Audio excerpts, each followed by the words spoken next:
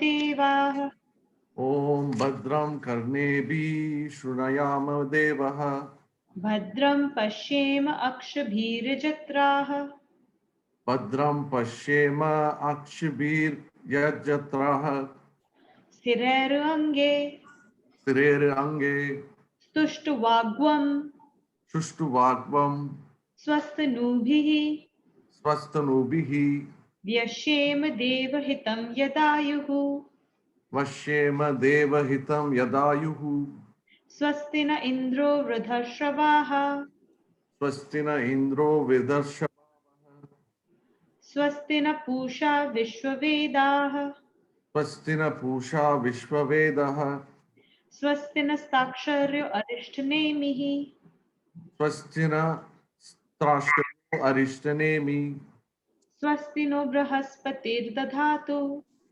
Swastino Brahaspatir Dahatu ॐ शान्ति शान्ति शान्तिः Om Shanti Shanti Shanti ॐ अहं वृक्षस्य रेरिव Om Aham Vrikshasya Reriva कीर्तिं गिरेरिव Kirti Prishtam Jireriva ऊर्ध्व पवित्रो वाजनीव Urdvo Pavitro Vajaniva त्वमृतम् अस्मि Samritam Asmi द्रविणग्वं सर्वर्चसम् Dravinagvam Savarchasam Sumedha अमृतोक्षतः Sumeda Amritokshitaha इति त्रिशङ्कोर्वेदानुवचनम् Iti Trishankor Vedanuchavam वेदानुवचनम् Vedanuvachinam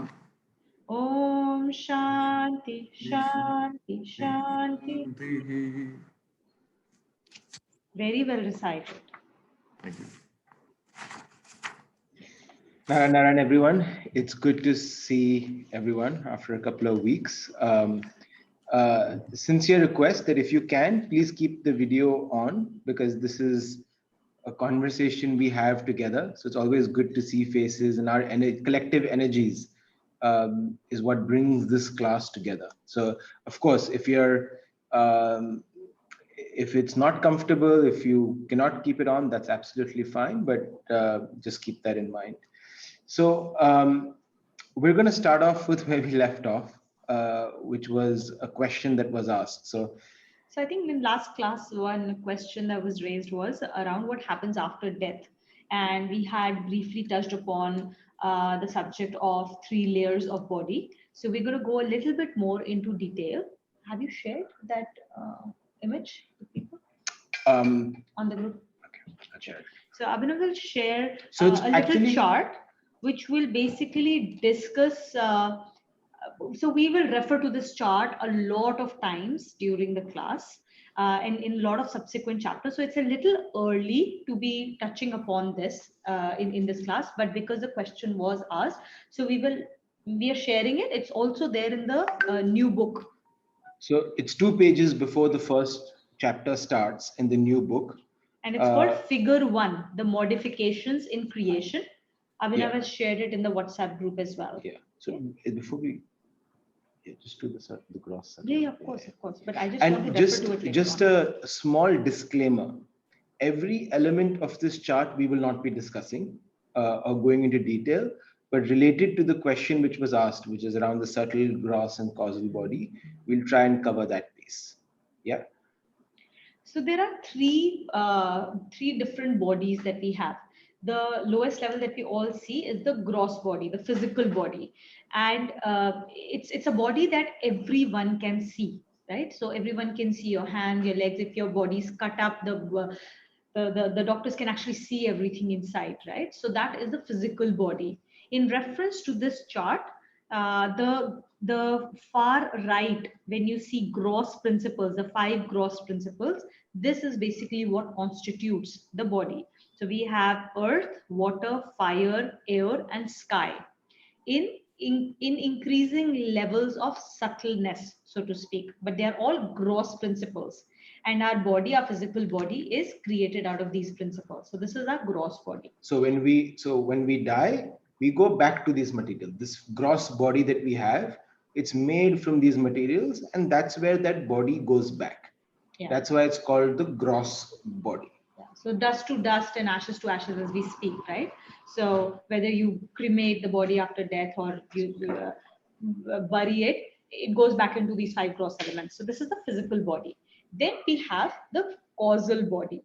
Now there are two other words that are typically used in this context. There is a bahya karan, external current, external tools. Okay, that is a gross body. So if you ever hear bahya current, current means tools, and bahya is external. So external tools. This is also refers to the gross body. And then there is antahkaran, internal tools that we have at our disposal. Internal tools or the antahkaran is what refers to the subtle body. So we touched upon that as well. And there are three main aspects of antahkaran that we always speak about at a higher level. We say that there is intellect, there is ego, and there is man. Okay, intellect is the determinative faculty, the faculty that allows us to distinguish the truth from the false, the right from the wrong, okay, the rit from the transient. So that is the intellect, the determinative faculty. Then we have ego. Ego is the distinguishing faculty. Now, ego is meant to, it's like a barcode. All products out there, it is easy to identify which particular product that we are selling to a person through the barcode, which is separate for each product, right? And that's all that ego is meant to be, a way to distinguish different people. However, we tend to start associating ourselves as that ego, and the concept of ego takes on a much larger meaning for ourselves, which is where the issue comes in. So ego is supposed to be there. It's an important distinguishing tool in this world. It's just the problem happens only when we start to use it beyond what it is supposed to be used for. So that's the second important part of subtle body. The third important part of subtle body is man, or the contemplative faculty. So man is an extremely strong and a very powerful tool that's given to us. We can never connect to God through intellect, but we can connect to him through man, through contemplation. So we'll cover all of this later on as well. So these are the three main components of the causal, of the subtle body. Then there are other parts of the subtle body as well. So all the other three things that you see under man, right? You see subtle principles, sense of perception, and sense of actions. These are also subtle body. So to give you a little more understanding, like we said, bahya karan is what everyone can see. Subtle body is what no one else can see, only you know about it. So when we say that the senses of perception, so when we say that the senses of perception are subtle, because eyes everyone can see, but the reference is not to eyes, it is to the power to see and the power to be able to visualize what you're seeing. That is what is referred to as the sense of perception. So vision, taste, smell, touch, audition. And why is this subtle? Because if my eye is looking at something, you can see externally where my eyes are, but you can never tell what am I really looking at. Am I looking at the building in front of me, or am I looking beyond that building, or am I focusing on a specific tree in front of me? You would never be able to tell. Only I know what I'm looking at. When there are so many noises around me, only I know what am I paying attention to and what am I registering through my sense of audition. So subtle body is something that only I know. The thoughts, the intellect creates thoughts. Those thoughts are only I am aware of those thoughts. No one can go into me in any form and figure out what those thoughts are or how am I feeling. Only I have to tell you, only then you'll know my thoughts and feelings. So subtle body is also here. It is a way for us to interact with this world just as gross body is, except that no one can see the subtle body except me. Only I'm aware of it. Okay, so the senses of perception through which we absorb external stimulus, senses of action through which we actually have an external stimulation to the external world, and the subtle principles of the senses of perception, all of this forms the subtle body. There is a fourth important aspect which is not listed here, which is an important part of subtle body. It's called So chit. just to take a pause. So far, is it clear? Any questions, Rashi? I feel like you have a question. You're on mute, but Not question. I'm just trying to understand a little bit, but yeah, but not clear in that case. No worries. This is a thing that we will revisit so many times in this one. so in chapter 3, yeah. there is a shloka which will cover each one of these elements Yeah. with a lot more detail. And this is a lot of this is a lot of information. So don't worry if you don't understand it. I took at least 200 readings of this before I could like get to anywhere close to understanding it. So there is a fourth part which is not listed in this diagram here, which is called chit. Chit is like the memory. So everything we hear, we feel gets registered in our chit. Okay. So all the sanskars that we talk of, the habits that get formed because of the thoughts that come to our head, the words we speak, the actions we take, the imprint is created on the chit. So antakaran also has this important component to it, the chit. And then there is the causal body on top. Causal body, as you can imagine, as the word says, it's the cause of it all. So it is like the seed. It is the potential from which everything will spring forth. So it is unmanifested potential, and that is composed of the three gunas: the sattva, the rajas, and the tamas. So these are the three gunas. When we say that this external world is composed of the three gunas, it doesn't mean that the nature has these three gunas. No, it is these three gunas. So to better understand it, I'll give you an example. It's like a string being made of three threads. So you have three intertwining red, green, blue threads, and you put it together to create a single string. So the string is not something outside of these three strings, right? The main string. If you take those three threads out, there is nothing left of that string.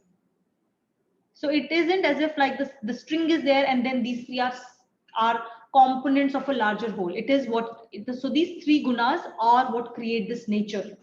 This is the potential. It's like the seed from which the potential comes forth of this entire creation. Okay, so that is the causal body. Now, what happens after death is the physical body, as we said, it goes back into the physical nature, all the five elements. The causal body, Sorry, the subtle body. the subtle body, basically with your chitta, which is where all your sanskars are kept, your vasanas are kept. So vasanas are desires, any kind of desire. Those vasanas and those sanskars are enclosed within the subtle body. It doesn't go away, but it basically becomes a seed and is encapsulated in the causal body, and that is where it stays until it finds another physical body to be able to spring forth as a sapling again. And when it springs forth as a new sapling in a new body, all the desires, the vasanas, the sanskars that we have become manifested in the form of what we say nature of a person. So there are people who have a liking towards food or something like that. All of that, or somebody gets angry easily, somebody is a very calm person. This comes from their sanskars. So let me give a simple example, right? So uh, uh, when I die, I have this body. This body doesn't go with me. Anything that is materialistic in my life, these looks and these eyes, and none of this will go with me. This will all go away, right? But there is an inside part of me, which could be that I've lived this life with a lot of ego. My, this is mine. I want this. I want to achieve this for me and my family. And I've made money in this life through any means, hook or by crook, right? So that subtle body has created a lot of impressions on what she referred to as the chit, the hard drive, the memory. And the more I practiced that ego, the more I practiced chasing my senses of love for food or whatever else it is, all those get imprinted on the hard drive, on the memory. So now when I die, you can imagine that this collapses into a small seed and it goes back into the unmanifest form at the A seed at primal the- nature level. the causal body. And he looks for another body. And this is also where what we understand as karma, consequences of our action, all of that is being stored. So next life, when I come, it finds the next body, it comes and it opens up. And that's why every child, two twins in the same house, will perceive and see and experience things, the identical atmosphere, very differently. Because they've brought their vasanas, they've brought their own sanskars and hard drive with them, through which they are colored they have colored lenses through which they see the world, right? So all of us have these vasanas, all of us have these colored lenses, and part of our journey, like we've said many a time, is to move away from body consciousness to soul consciousness, because that's what cleaning the antakaran will help us do. That's why we talk about cleaning our inner self. And basically, yeah, cleaning our inner self is basically cleaning out those impressions from our chit. When there are no further impressions remaining on the chit, is the concept of achieving moksha. Yeah. Because as long as there is a single impression on that chit, is when you have to take rebirth for that sanskar to be manifested and the prarabdha to be faced. Now, prarabdha are basically, so while sanskars are the habits. Just take a second, just stop here, ask them if they have any questions before you go to Prarabdha. This will open up like whole lot of questions typically. So just what, for want of word chip, we can compare it to DNA memory. So I think it may be little easy to correlate. So chit, like basically I'm not going to go deep into chit right now, because it is a rabbit hole where we can spend hours talking about what it really means. And honestly, I don't think I am equipped enough to be able to answer all the questions regarding chit myself. I had to go to my teacher to understand a little bit more about it. And this is still like, it's like first standard, and we are asking questions for like 10 standard level. So we just have to be a little bit patient to develop a little bit more base to understand chit more. Yeah. Okay. But for now, yeah, you can just call it a DNA memory or whatever. Like it's definitely memory, which is hardwired into us as our go-to habits or our go-to reactions that we speak.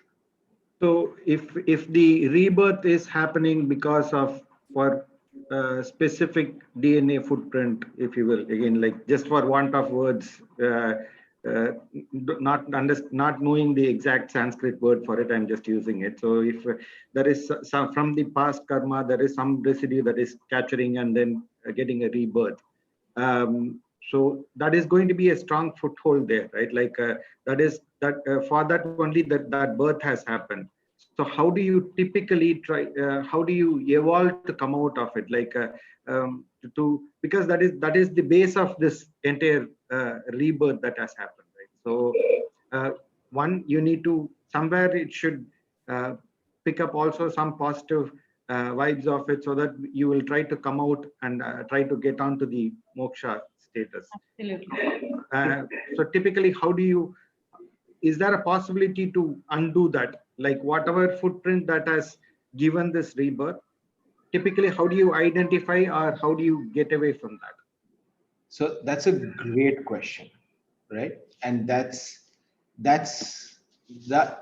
is this book, right? This book is, our aim is to implement the principles from this book, because these are the principles that will align us to the capital S self, give us the mental strength to clean our own antakaran, to remove the delusion within ourselves that we are the ego and we're this distinguishing factor. So we talk a lot about cleaning our antakaran, which is intellect, ego, and mind, because that's the only way, or that's the most powerful way for us to remove or reduce the sanskars.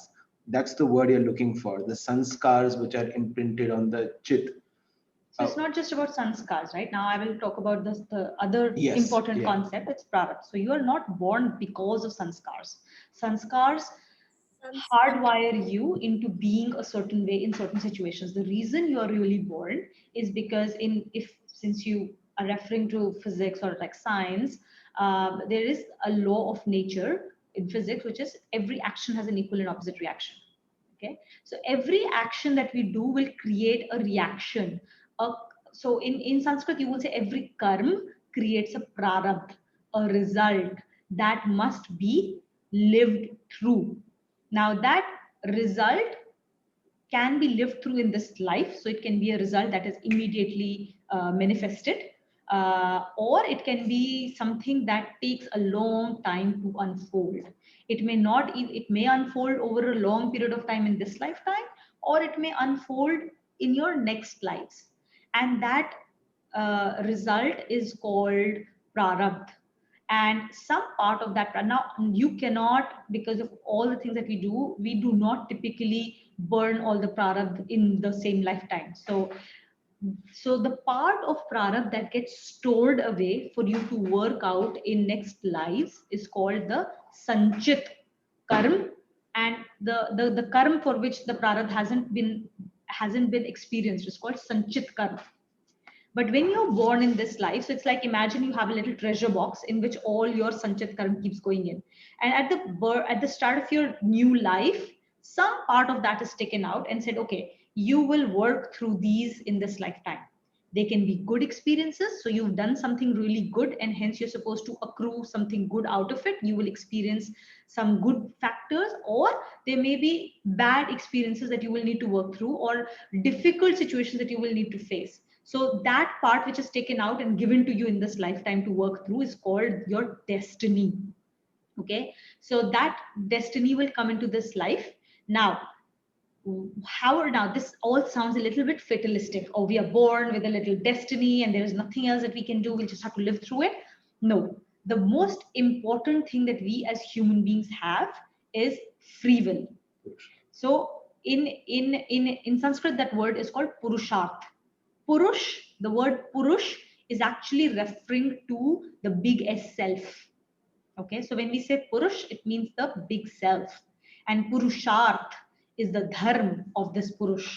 The dharma is to employ the free will to rise above the circumstances we face because of our destiny, to rise above the sanskars, the habits that we have formed, and use the free will to do the right thing. In that process, we unshackle ourselves from the prarabdha, from the sanskars. And in chapter 3, we will learn. Now, the big question comes like, oh, every time I do an action, it will create a result. And I am in action all the time. So, how can I continue to live this life and get out of the process of rebirth? Because I'll continuously create results. In chapter, like later part of chapter 2 and chapter 3, will fully focus on how to do action and not create results. There is such a thing. So it's called karma becoming a karma.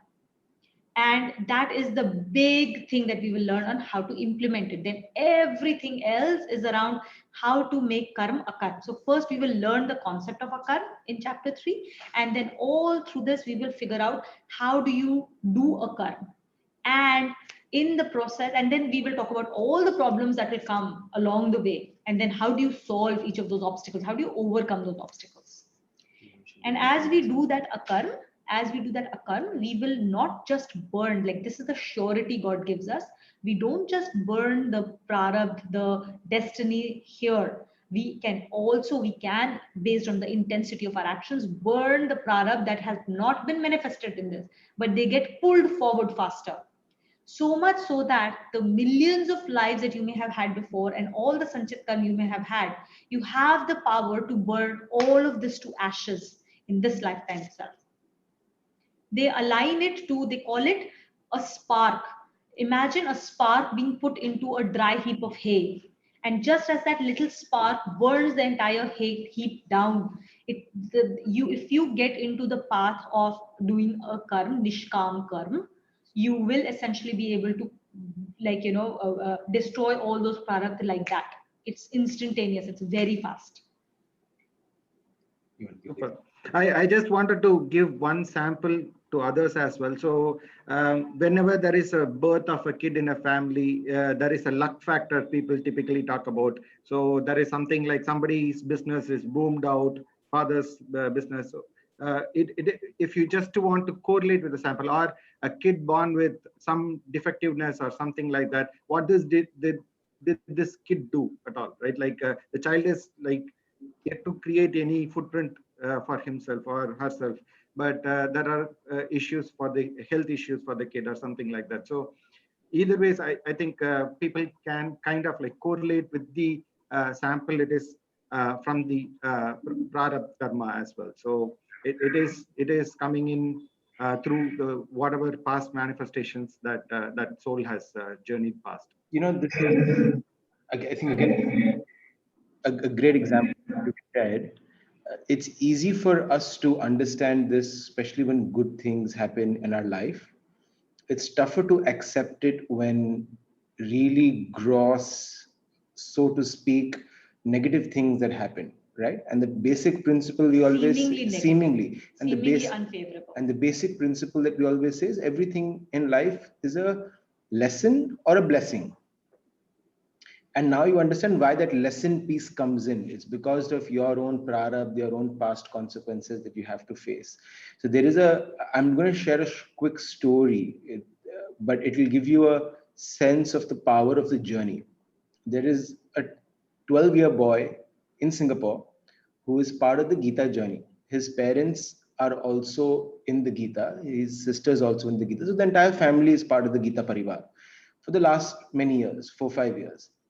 More than that. 12-year-old boy, he was getting a lot of numb sensations and like neurological issues. So they went to the doctor and they realized when they did a CT scan, his brain was lit up like Diwali. There were that many lesions in his brain. He went through a lot of treatment, he went through a lot of diagnosis and all. And after, I think, 8 months, not to mention a lot of pain and all of those things, after 8 months, they realized that he's got a very rare disease for his age. It's basically multiple sclerosis. That typically happens to older people. Autoimmune disease. There is there's no cure. There is no treatment. What is treatment? It only slows the prognosis down. But the doctors, he's the only case in Singapore. Doctors have never treated a case of his age. And so his doctor is telling him that, oh, by the age of 40, you won't be able to walk, ye, wo. And he's a 12-year-old boy. He comes out, he gets really sad. And his dad's like, beta, you don't have, doctors not defining your destiny. You are defining your destiny. And he's been in the Gita Parivar since he was 8. He's gone through some treatment. He went through lots of steroids, lots of change that really melts our hearts, to be honest. But the last year, this kid is now in an international school in 10th standard. He started a Facebook page, and I will share that Facebook page for all of us to like, where he realized, oh, the purpose of my life is to be a warrior against this disease, because millions are suffering from it with the attitude of being a victim. I will not be a victim. I will be the warrior. And he created this Facebook page. He raised, I think, $10,000 for research for MS, for multiple sclerosis, etc. His 10th standard, as part of the project, he connected with multiple sclerosis patients from around the world, 80 of them, to do a survey on their mental health. And he's like, and now his passion or his vision for himself is he wants to do he wants to study psychology to be able to help people with lifelong diseases to continue living their life powerfully. 14-year-old boy, you meet him, you will never guess what he's going through. And we've never heard his parents are very close friends of ours. We've never heard them say, why me? They have never, when they share the story, but they share it with a smile on their face. because they have that much belief that this is all just like he's, for whatever reason, he has to go through it, but he's going through it with such a beautiful way that, I mean, he's going to be probably a leader, change the world, impact hundreds of lives. And like, I still have goosebumps, like, like it's, but that's the power of the journey, right? That's the power of what comes into your life right now and the principle that you can use for you to evoke something greater than yourself. So yeah, just Thank you, Abhinav, for sharing. It's really inspiring. Thank you. yeah, no.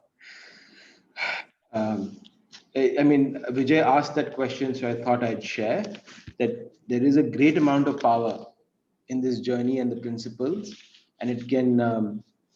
What we have to face as our prarabdha, we will, but how we choose to react to it is on us. You know. All right. We'll start with Shloka 20. Sorry about it. Tina. Okay. Why don't you let Vijay read? Okay, Vijay, you'll read Shlok 20 with me. Okay, so what have we covered so far? In the last few shlokas, basically Sri Krishna is now explaining the what is the rit, what is the eternal truth, and what is the nature of self to us. Nature of self, which means basically what is our real nature and who we really are. He's explaining that. So Shlok 20, connection. Now the Lord explains the attributes of the self. There are two things to note when you're pronouncing this shloka. In the first line, it is not kadachi, it is kadachit. And the third line, the word is purano, but we'll pronounce it as purana. Okay. न जायते म्रियते वा कदाचित्. Say it again. Vijay, you will Repeat. chant with me. Okay. I think his net. I guess I'm having some problem with the internet. Okay. Hello? No worries, no worries. Rishabh, will you chant with me? Okay. न जायते म्रियते वा कदाचित्. न जायते म्रियते वा कदाचित् नायं भूत्वा भविता वा न भूयः. नायं भूत्वा भविता वा न भूयः अजो नित्यः शाश्वतोऽयं पुराणः. अजो नित्यशाश्वतोऽयं पुराणः न हन्यते हन्यमाने शरीरे. न हन्यते हन्यमाने शरीरे. So in this shlok, basically the attributes are of the self are being described.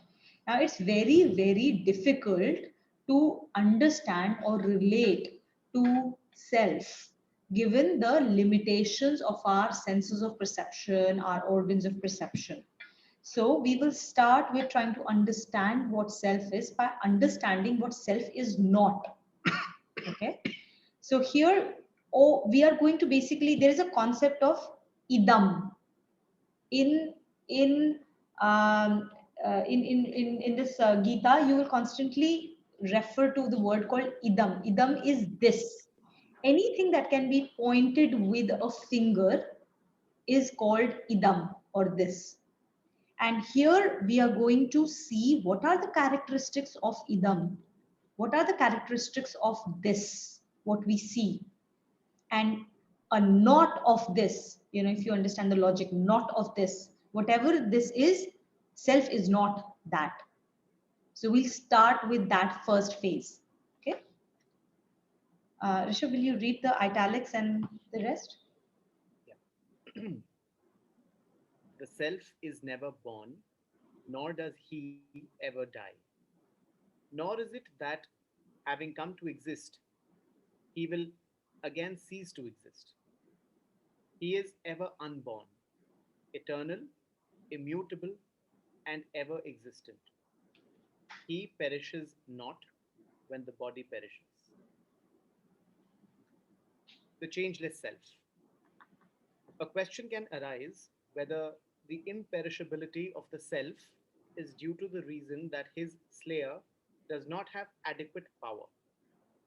Denying this completely, the Lord says that by its basic innate nature, the self is no wise object to change or decomposition. Did I read that right? Yeah. Six features of change. In principle, the phenomenon of change has one or more of the following six features, and the complete absence of this phenomenon in the self is described in this shlok with reference to these six features in the following manner. Creation of birth. In the shlok, the self is mentioned as aja, aj, never born, or without birth. Manifestation or evincing an individual and independent form and name. This implies that it was not manifest before its birth and it became manifest thereafter. The self has no such characteristic, for it is always in existence and is not dependent on manifestation. This is why the shlok says, Nayam Bhutva, Bhavita Vana Bhuya, nor having come to exist, he would again cease to exist. Third, growth or attainment of a larger size. In the shlok, the self is said to be Puranaha, eternal, and of uniform texture, and thus is not subject to any growth. So I'll take a pause here. Now, when you're reading all of this, you can actually see that these characteristics are a part of everything, whether it's living or non-living around us, right? Living things, they have growth, they are born, and if anything that is born will always die. This is eternal. This is the truth of the world we live in. There is, which basically means that when something is born, there is a certain manifestation of it, after which it stops to manifest itself. There is decay, there is transformation. It changes all the time, right? And it is not just true for living things. So all these six features need not be present in everything. There can be, but every part of this world, of this maya, of this nature will have some or the other features. So even if it is a, for example, water as an element goes through change, or whether it is rocks, they go through change. There's transformation that we experience, and the self is No, no, so doesn't experience any of this. So when we look at the five gross elements, what used to help me to try and make sense of this, to be able to relate it better, the deeper you go down the hierarchy, which when we start from earth, the grossest of the principles, this is obviously evident. But as we go higher, those gross elements, they are gross, but they get a little subtler.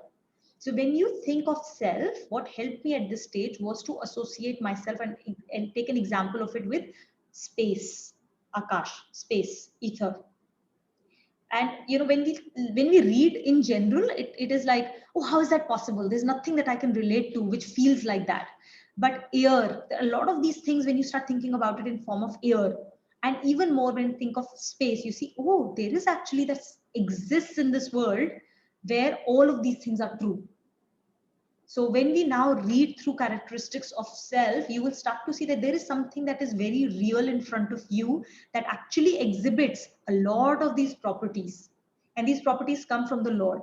So now imagine, Lord, that is beyond all of this. Then you start to understand how or who He is, or what form, or what is it. It's still something that you cannot grasp with your intellect. At some stage, with your contemplative faculty, your mind, you might be able to start to experience it at a later stage. yeah. So the one is that was very beautifully explained. Uh, the one thing that I would add on is anything that changes by nature, because it's changing, it is temporary. anything that changes. And it is quite clear if you think about everything in this world, including the planets, including the sun, effectively, they're all constantly in a state of change, whether that change is in a short span or a long time span. But change is part of the entire universe, right? And as long as it's changing, it's not permanent. So then the question is, what is permanent? So as long as, yes, I think that's the one thing, and then we'll elaborate a little bit further later. And another analogy that I used to use Yeah, to someone has a understand question. this. Sorry, you had a question, Rishabh? No, please go on. Please go on. Yeah. Another analogy that I used to use for myself to understand and like relate to it a bit better was the concept of energy. So in science, we read repeatedly that energy is never destroyed and is never created. It only changes form. So the concept of self as never born and never dying is so energy as a concept in this world gets that characteristic from the self. So you will see that there are other components in this world which exhibit certain qualities of the self. Okay, so it just helps you relate to this a little bit better, that this is real and it isn't something esoteric that we can't see or think or understand. There are real things, scientifically speaking, which reflect these seemingly really difficult to understand characteristics. Rishabh, you have a question? Yes, I was saying, the self does not change, right? It was never born, it's always existed. But the chip, which is part of the self, is forever evolving, It's part always of the changing. subtle body. It's not part of the self. Okay. It is So part is of it the not? subtle body. So doesn't the self encapsulate the subtle body as well? No, they are completely different. So subtle body, gross body, subtle body, and the causal body. Uh, in chapter 13 there is a connection which will connect how the self and this maya, this nature, are connected, or there's an illusion of connection between the two. We will come to that, but for now know that they are completely separate. Self is like sun. Okay, now this is a good example. I think everything on earth is powered by the energy of the sun. Everything on earth, life happens because of the energy of the sun. But sun is not part of anything that goes on in this life. It is not affected by anything that goes on in its life. It has no opinion or judgments on what is going on is right or wrong. It just provides energy as its dharma, and it stays completely uninvolved in any happening around the earth that happens because of this energy. So self is that sun, and the maya is this earth which is deriving its energy. Without sun's energy, nothing would move. So another example, and this is something that it's more personal for all of us. You notice, right? Like every time, after every few years, you look in the mirror and you realize you're growing older. But there is always a part of you that you always feel is the same. Yeah, you've learned along some experiences, and as you grow older, you're like, oh, I don't feel that old. I feel much younger. But then because you're identifying with the gross on a daily basis through the mirror, you start behaving differently because, okay, no, I have to be older, I have to behave a certain way.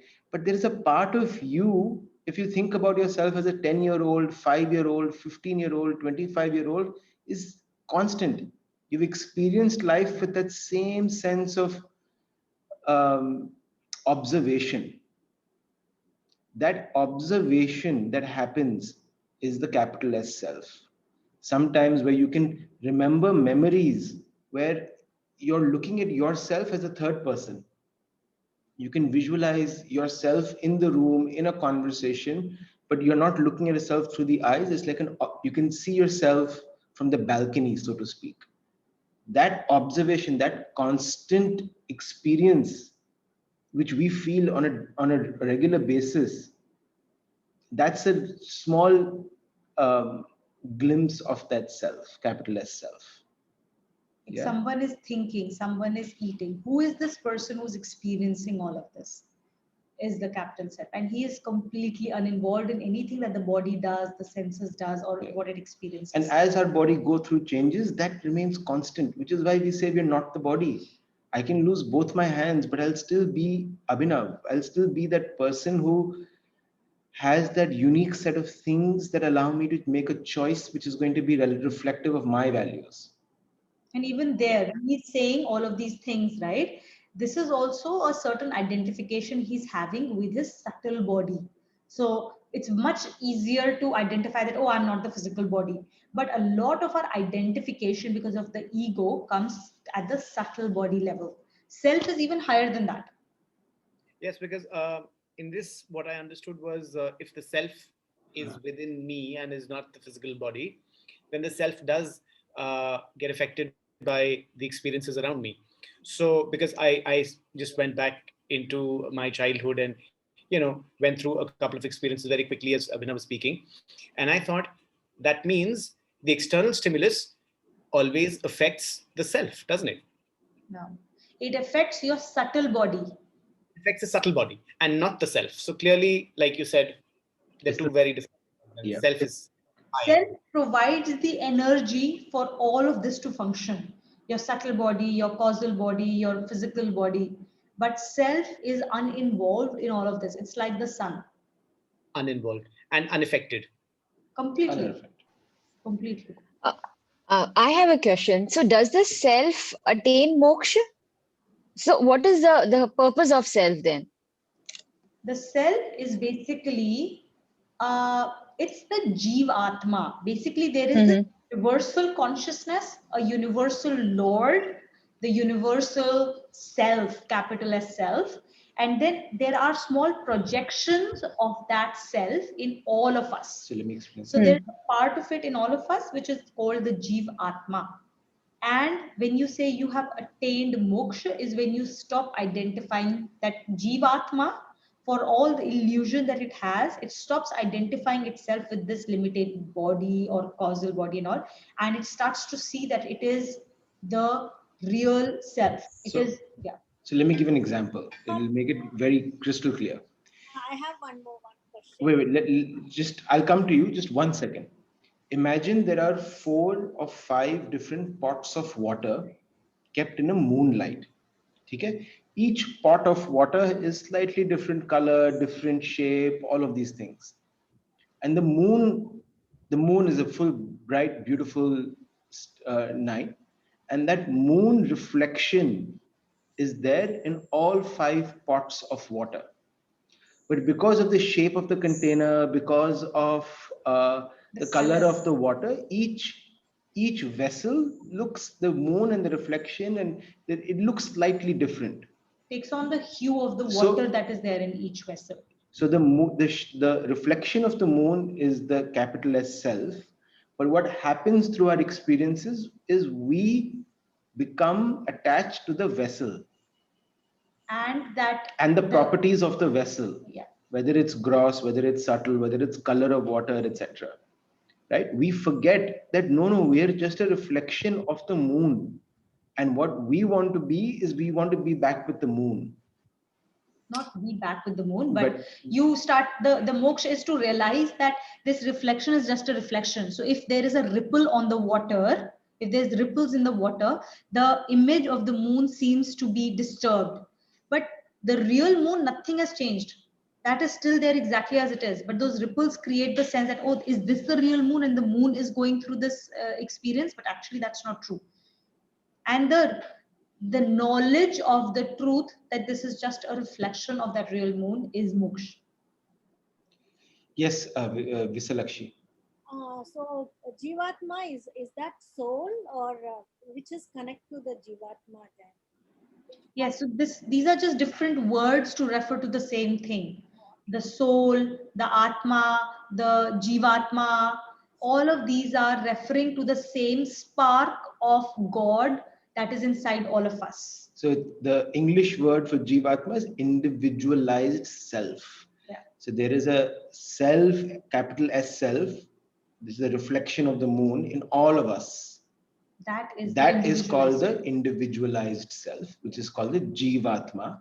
And in the context of Gita, that is Arjun's journey. Arjun is the Jivatma. And So in that sense, we are a hologram, right? Which is why all we need to do is go inwards, connect to that inward spark, that little individualized self, the Jivatma inside of us. If we do that, we instantly get connected and understand the rest of the world.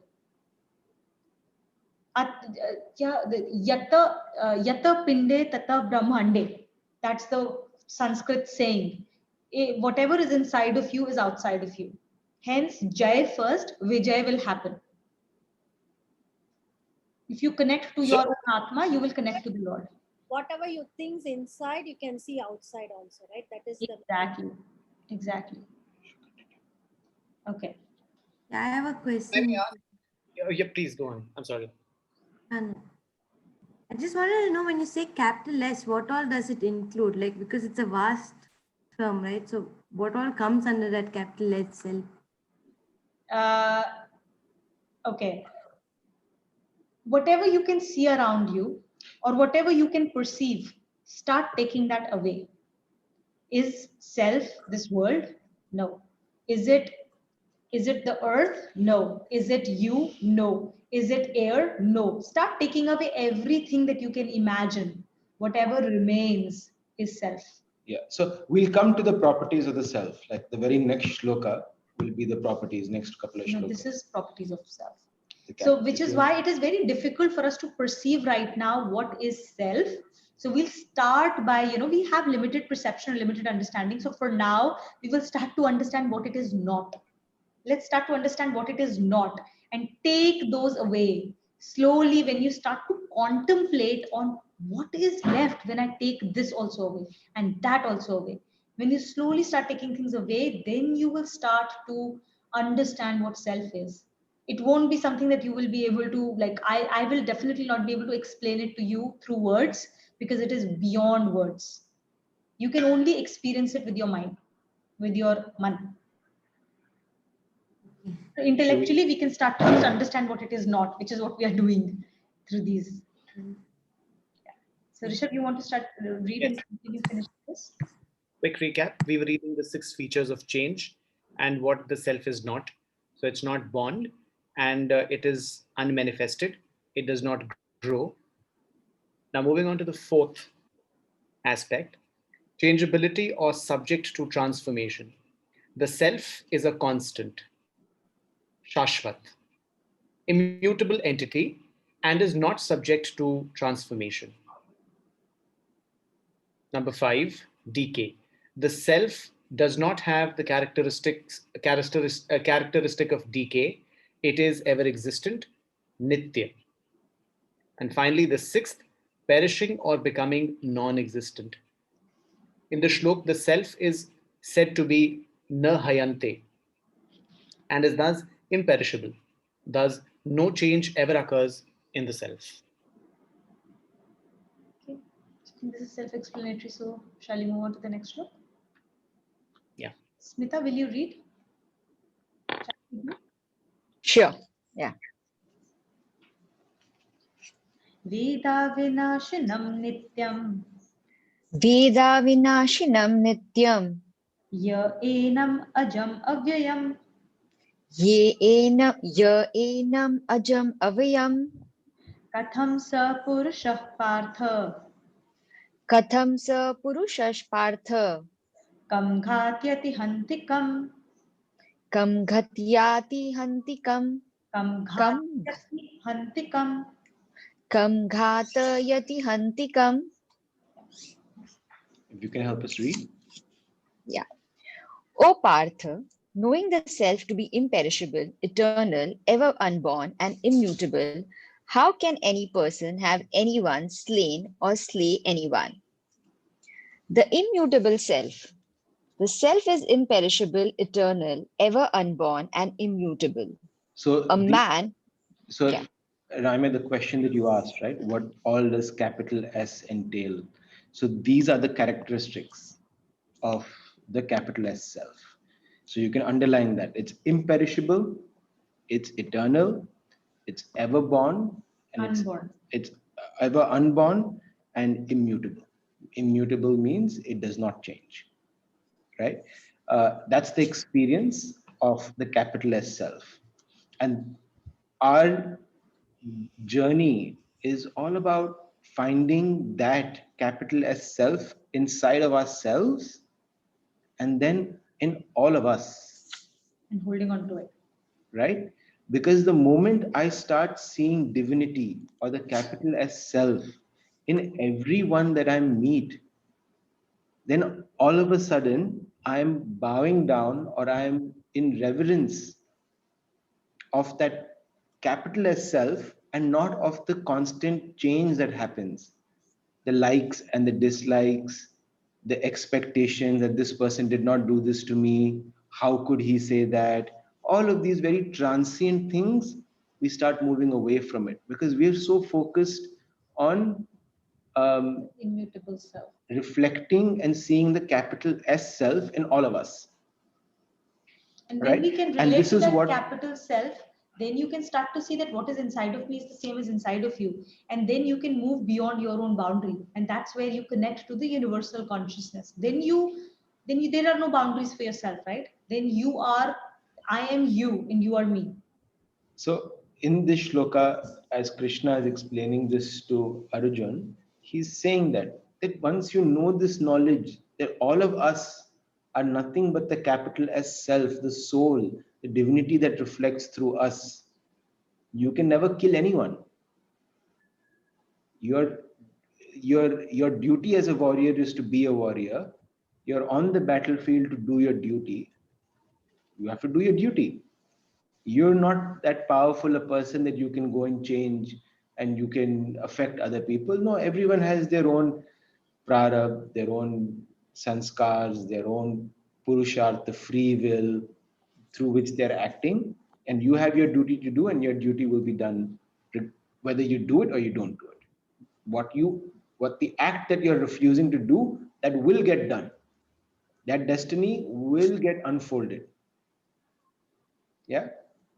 Please, Smita, continue reading. Yeah. A man who has this knowledge is fully convinced that he cannot slay anyone or nor have anyone slain. The impression of slaying or being slain is due to ignorance only and has no real significance. Yeah. So I think in the context of us reading the Gita, we now know what this shloka is trying to say and what it means. But Yeah, I mean, but still, it is very difficult for us to comprehend because all of this happens at the body level and it feels very real because we are so strongly identified with the body. So it's very difficult for us to comprehend that, oh, how is this not real significance, right? And that concept only starts to become clearer as our consciousness becomes subtler and we start to see beyond this body.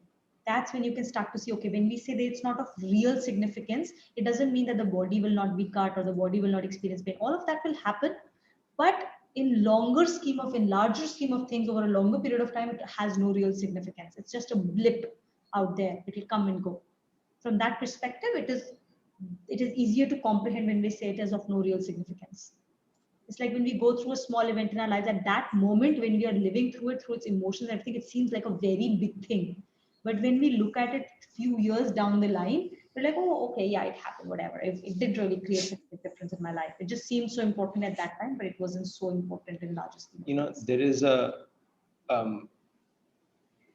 yeah, no, I think let's continue reading. I think we'll add more color. And Early to ask this, but is it that at the highest level, the millions of selves that exist in the world, because they're all billions of people here, and all of us have a self, are they all at the highest level one and united? Absolutely. Absolutely. so we covered that in Shloka number 15, where we talked about Sat Chit Anand, right? Where we talked about the eternal self, the self being, basically the definition is, you want to explain Sat Chit Anand? It's not directly relevant, but just to answer the question simply, yes, it is a single self. All of us are part of the same larger entity. So if you watch movies also, like, for example, Avatar, it talks about a universal consciousness, universal energy that everyone taps onto, and through that we are all connected. It is true. And you will start to experience it. So which is why your thoughts, what you think, even when you don't say it, has a big impact on the energy of the room in which you are in. That is why the concept of, when you say that a lot of communication happens outside of the words, your body language or the energy that you throw out, how does that happen? Because everything we speak, say, or think, everything moves the energy around us, and other people pick up that energy. When somebody walks into a room, you have this whole thing like, right, I don't get a vibe about that person, or I have a very good vibe with that person. What is that? That vibe is all the energy or aura that we create, and how it connects with the energy or aura that you have, which is completely unspoken. It is that universal energy, universal self. So if all the selves are so pure, and if they were not created and they've always existed and all of that, then why this whole game of putting us into physical bodies and then creating this whole universe and the world and then all of this? Okay. Why? So I think we'll cover that right in Shloka 22. So let's read it and we'll talk a bit about this. Anita, would you like to read with us?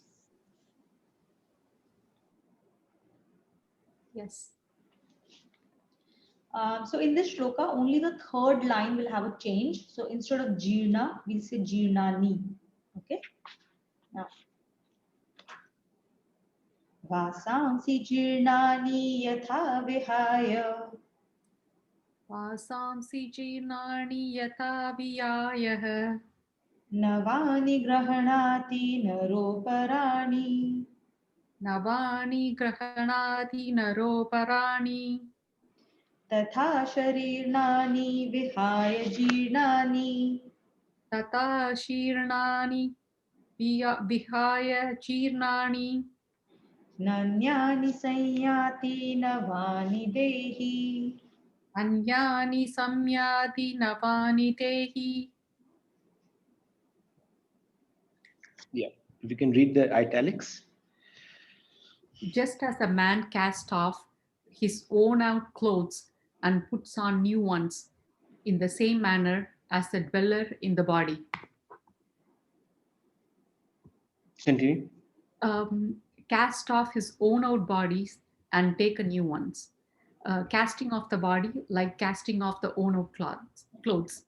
The union and separation of the self with and from the body have been explained in this shloka through an amped example. When after long use, clothes became unfit for further use, they are cast off. Howsoever fondly they might have been got made. Then new clothes are stitched. Change of clothes does not change the person. In the same manner, the self assumes bodies from time to time for his use, and he casts off bodies which are not, which are of no further use. This change of bodies keeps on occurring in the same manner as the water of the ocean keeps on manifesting itself in the shape of different waves. Yeah. These waves. So this example is quite clear, right? So just like I think it's a beautifully practical example, right? As we change clothes,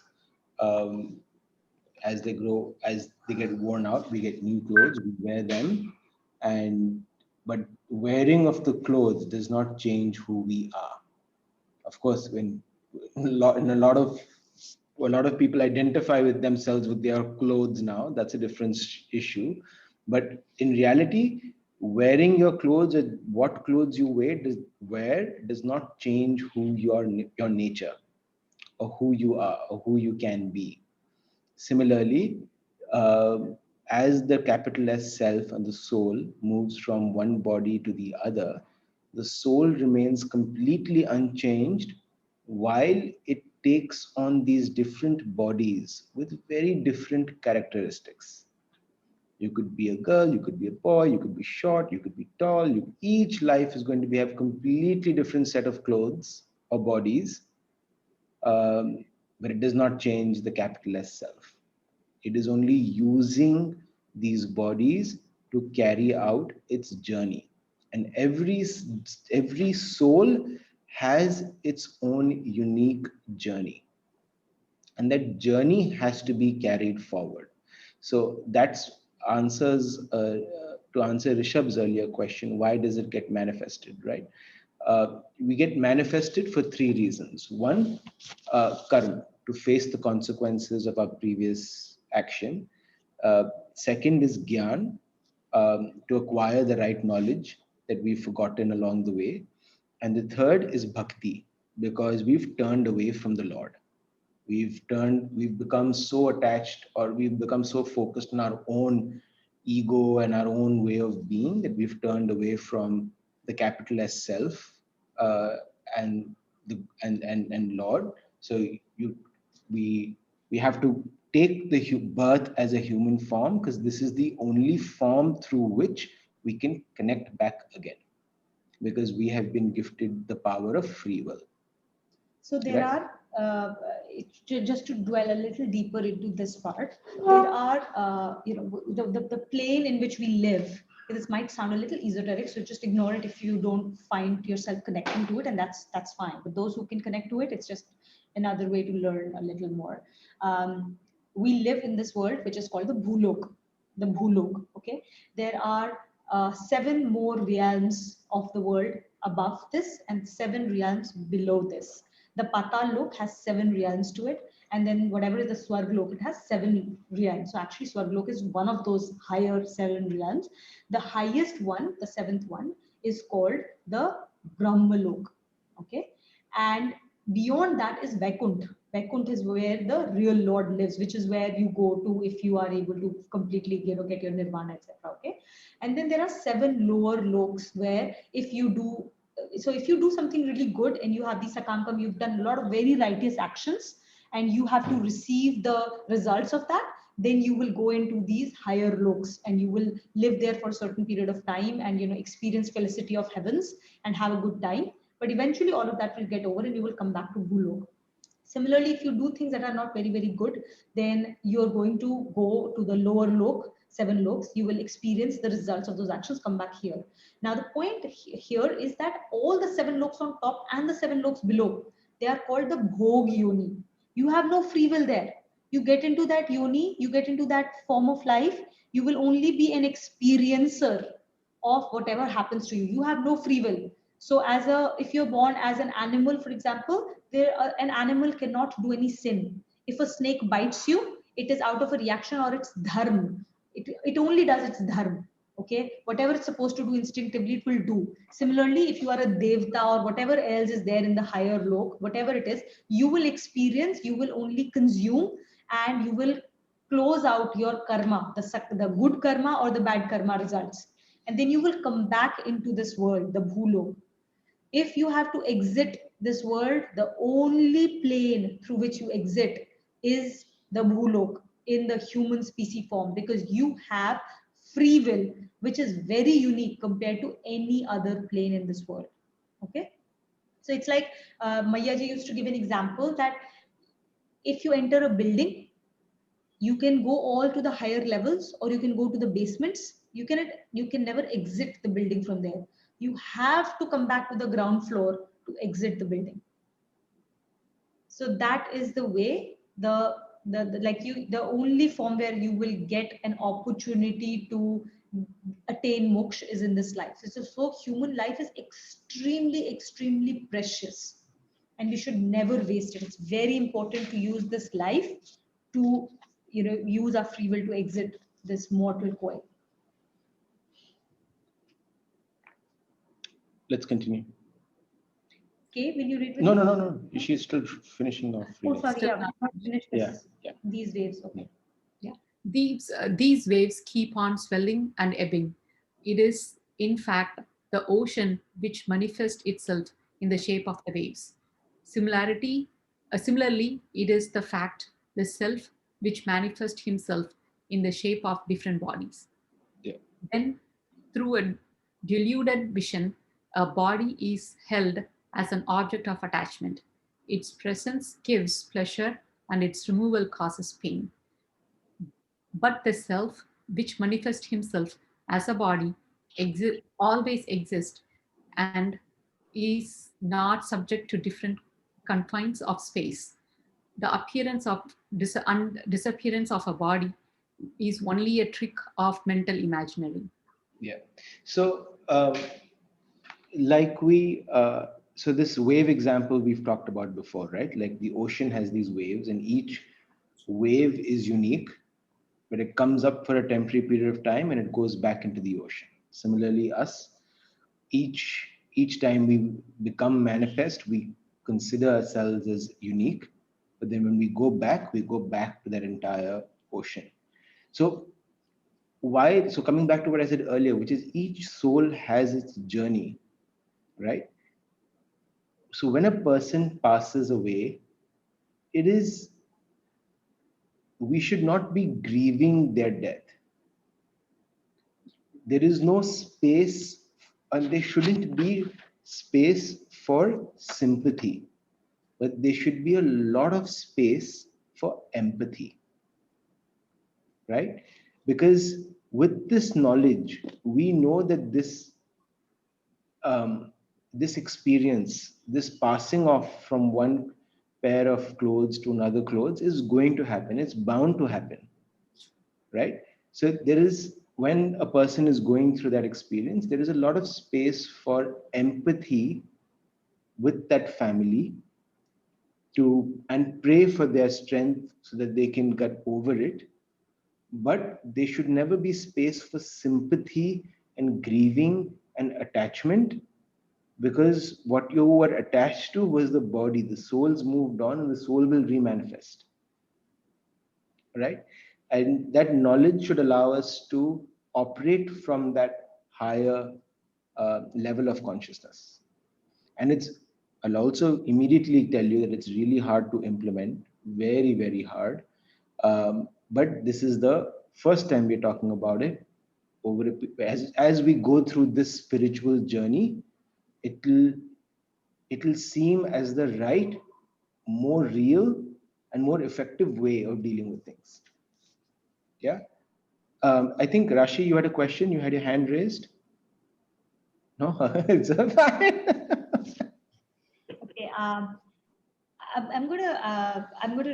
I think there is one part of Rishabh's question that went unanswered, and it's a question I can relate to because I have had that question myself at this stage, and I'm sure most of you are thinking about it as well.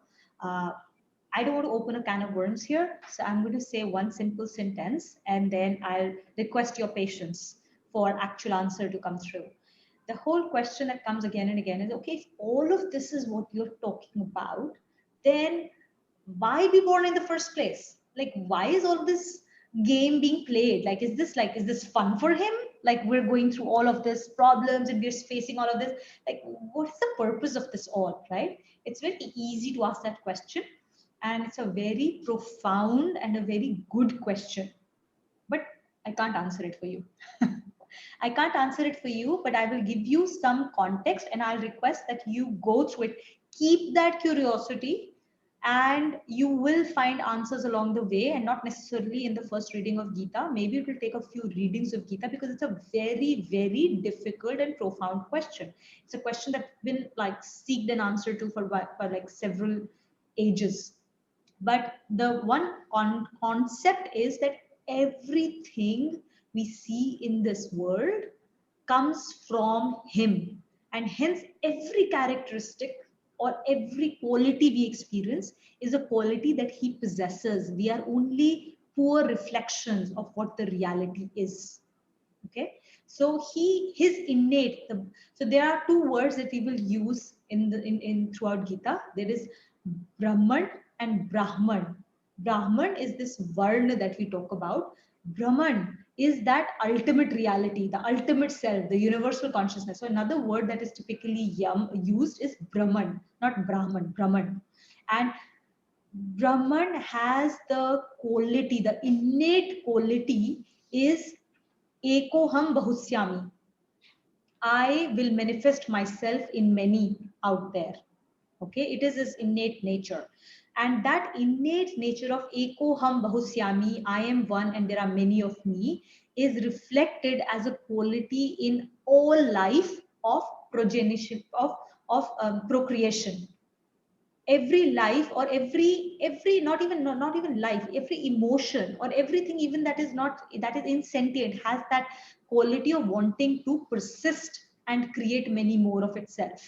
So emotion, if you are angry or if you are happy, it is contagious, it increases itself in other people. Okay, similarly we have an urge to procreate. Every life has an urge to procreate that comes from the innate nature of God. And at some stage, he said, Ekoham Bahusyami, and he projected himself out there in this world. And the big question, the big mystery is, why did he do so? We wouldn't fully understand because our consciousness is just not there yet. The process of cleansing our consciousness to understand what is the reality will help us at some stage maybe decipher that answer. It will come for sure, because as you really get to that real knowledge, you will have an answer.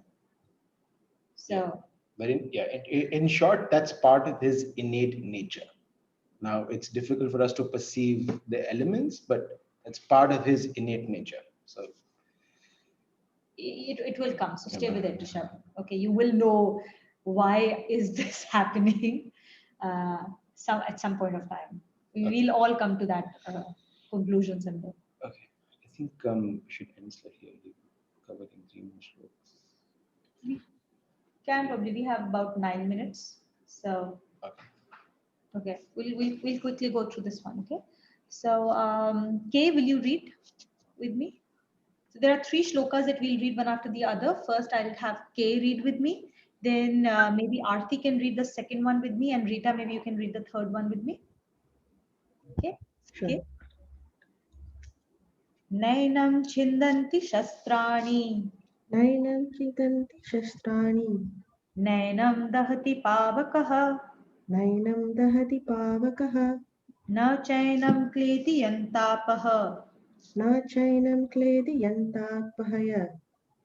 Na shoshayati marutaha. Na shoshayati marutaha. Thank you. Aarti? अच्छेदयोऽयम् अदाह्योऽयम् अच्छेदयोऽयम् अदायोऽयम् अक्लेद्योष्य एव च अक्लेद्योष एव च नित्यः सर्वगतः स्थाणुर् नित्य सर्वगता स्तनुर् अचलोऽयं सनातनः. अचलोऽयं सनातनः. Very well read, Aarti. Rita? Yeah. अव्यक्तोऽयम् अचिन्त्योऽयम् अव्यक्तो अव्यक्तोऽयम् अव्यक्तोऽयम् अचिन्त्योऽयम् अचिन्त्योऽयम् अविकार्योऽयम् अविकार्योऽयम् उच्यते. उच्यते. तस्मादेवं विदित्वैनं तस्मादेवं विदित्येवं नानुशोचितुमर्हसि. नान्यशोचितो मर्हसि. So here I point out only one word here. We've not been doing word meanings, but one big word here which will come again and again. So it's just something for you to get used to is nanu shochitum arhasi. Basically, this is him saying, it's a sentence saying, hence you must not grieve. Please do not grieve. Okay, this will come in a lot of places. Nanu shochitum arhasi. Do not grieve. Shok nakar. Okay. So, who will read? Okay. Kay, will you please read? Just read through all the italics. Now can Uh, fire. Yeah. Sorry. We couldn't hear you in the beginning, but now please. Okay. Is it okay now? Okay. Weapons can cleave him not, nor can fire burn him. The water moistens him not, nor can the wind dry him. The self cannot be cut, nor can he be burnt. He cannot be moistened, nor can he be dried. The self is undoubtedly eternal, all pervading, immovable, and timeless. He is unmanifest, he is incomprehensible, he is unchangeable. Knowing him to be such, he does not behave you to grief. So when now you're reading through all of this, right, it was very helpful for me to think about it. Weapons can cleave you not, yeah, I mean, whatever weapon you may have, you cannot cleave air, you cannot cleave space, you cannot burn space or fire, or when you start thinking of it like that, it becomes easier for you to imagine that yes, there are entities in this world that reflect these characteristics. So it is real. It isn't something that is just out there for you where you can't even start imagining what this is like. Okay, so let's read. The self is eternal, formless, and immutable. In the above three shlokas, the self is said to be eternal, formless, and immutable. That weapons can cleave him not is not merely because weapons capable of cleaving him have not been made so far, or the fire which could burn him, or water which could moisten him, or wind which could dry him have not been produced. What is asserted is that the self is beyond such effects. Space too is possessed of these properties. According to Indian philosophy, space also disappears when creation is annihilated during pralaya. Therefore, space is not eternal or timeless. But the self is a unique entity. Even though unmanifest, it is sentient and cognitive everywhere. The cognition of living beings is a manifestation of the cognition of the self. The individualized self is the image of the Supreme Self. For example, if containers full of water are kept in the moonlight, the moon is reflected in each container. Even though the moon is high above in the sky, its reflection in each container acquires a different hue depending on the different colors of the water in the containers. In the same manner, the individualized self identifies himself with his respective bodies due to attachment, delusion, and lack of correct perception. As a consequence, he considers himself to be perishable, insentient, and sorrowful, though these adjuncts subsist only in his illusory material covering, the body, and though he is essentially imperishable, sentient, and blissful. Indeed, an irony. Therefore, the Lord says that recognizing the correct nature of the self, it would be futile for Arjuna to grieve death. So I think we've covered we've talked about this quite a bit. Um, but yeah, so I think so essentially yeah, just tying the entire class together, right? The subtle, gross, the causal. The very first principle is that the subtle is always more powerful than the gross. So while the gross constantly changes form, while the gross constantly is changing, it's taking on new forms, it's always the subtle that powers the gross. Let me give you an example of a car. A car is a huge metal object weighing 1,000 kilograms, has huge wheels, engine, chassis, all these elements, right? But that car is not going to move unless there is a spark. You switch off that car engine, you switch off that spark, and it's going to be stationary. So similarly, for us, the capital S self is the is even more subtle than space. But that's the power that it has to run the entire world, because it is that spark for that car.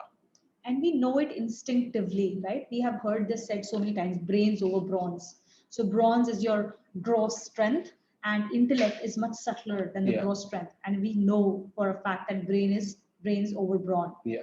And even from a physical weaponry perspective, atomic weapons are far more powerful than your regular artillery, right? So the subtler you go, the subtler the power that you try to grasp, the stronger that power is.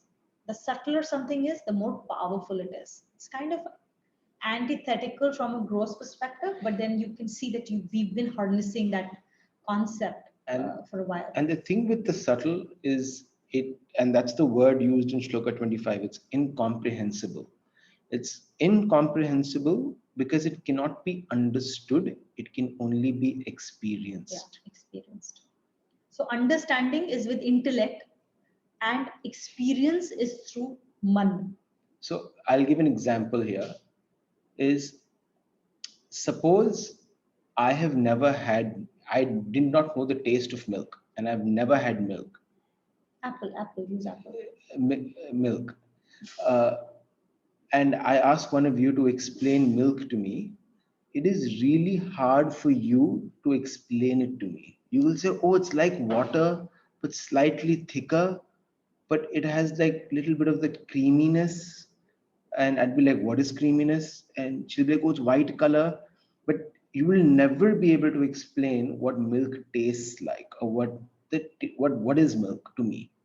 Similarly, the subtle things can never be understood because it is beyond what is in our manifestation. Yeah. But so we can explain its presence, qualities. yeah, Exactly. we can experience its presence, and that's what we look for as bhakts, as correct. jivatmas. So like if you were to explain, he'll explain the qualities which you can understand intellectually, which is literally what we are doing right now when you're talking about self, but you can never really understand what it is unless you experience it yourself.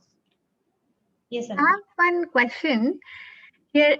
Given the description of self, and this is so profound, why is our natural tendency is towards the grief, like the attachment, expectation, rather than having the natural propensity to focus on what is eternal, like what is real? It's because the self that is actually inside of all of us, it is right now covered with a lot of dust that we have accumulated over a period of time. So we can't see it, we cannot access it, and that is why we are not powered by that energy, which is why that happiness is not there. Sometimes you experience happiness because in those moments, that layer of dust which is created by desires and actions and all of those things, it for a moment, for a transitory moment, that layer is removed. The moment it drops, you get connected in that instant to your inner self and you experience profound happiness.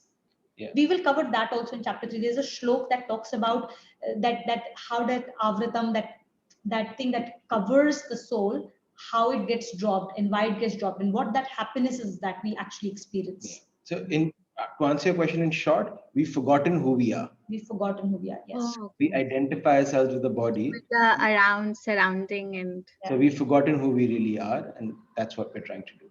And in fact, at the end of Gita, it ends with Arjun saying, now I remember. That now I remember who I really am. It isn't as if like Krishna gave him new knowledge. It was knowledge he already had. Now he remembers it back.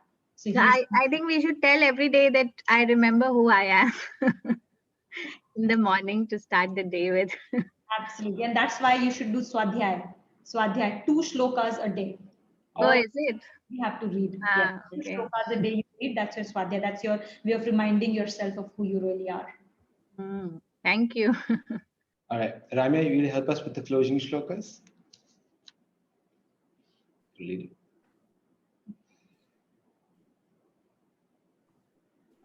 Okay, ending shlokas? Yeah.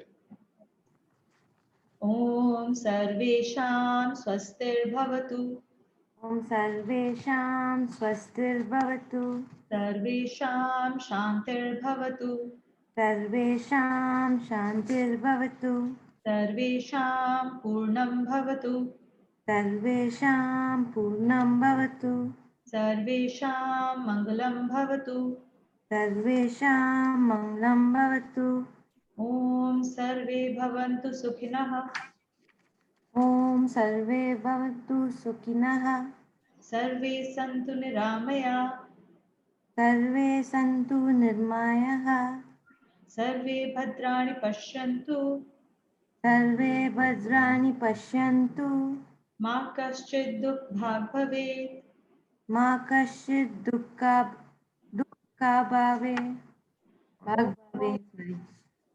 ॐ असतो मा सद्गमय ॐ असतो मा सद्गमय तमसो मा ज्योतिर्गमय तमसो मा ज्योतिर्गमय मृत्योर्मा अमृतं गमय मृत्योर्मा अमृतं गमय ॐ शान्ति शान्ति शान्तिः शान्ति शान्ति शान्तिः ॐ पूर्णमदः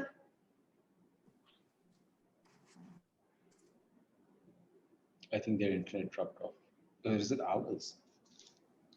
Yeah. ॐ पूर्णमदः ॐ पूर्णमदः पूर्णमिदं पूर्णमिदं पूर्णात् पूर्णात् पूर्णमुदच्यते पूर्णमुदच्यते पूर्णस्य पूर्णस्य पूर्णमादाय पूर्णमादाय पूर्णमेवावशिष्यते पूर्णमेवावशिष्यते ॐ शान्ति शान्ति शान्तिः ॐ शान्ति शान्ति शान्तिः You lead with the 3 closing Oms.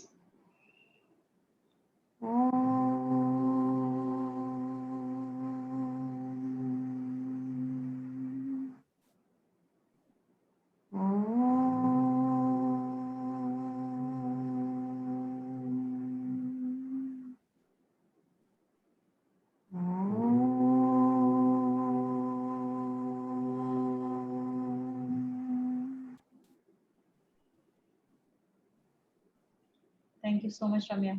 That was beautiful. Yeah, thank you. Thank you, guys. So we've recorded this particular session. You can stop.